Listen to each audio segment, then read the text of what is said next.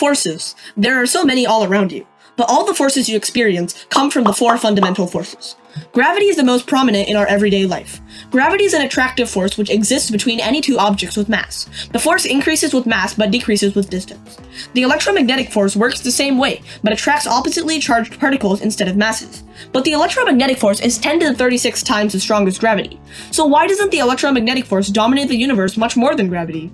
Well, that's because positive and negative charges mostly cancel out.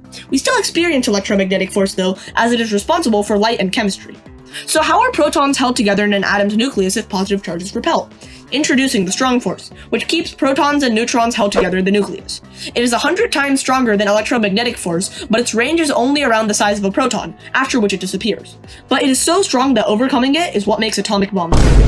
The last force is the weak nuclear force, which is responsible for radioactive decay. It is 10 to the 25th times gravity, but only works at a range 1,000th the size of a proton. So then, here's the relative strength of the forces. These four forces work together to create everything you experience. But there weren't always four forces. Right after the Big Bang, the forces, along with all the fundamental particles, were one big hot soup of the universe. They quickly split, creating our world. There's still so much more we don't know. We have quantum theories for all the forces except gravity, which gets overwhelmed by the other forces at a quantum scale. So what is the quantum theory of gravity? There are still a lot of mysteries, so let's discover.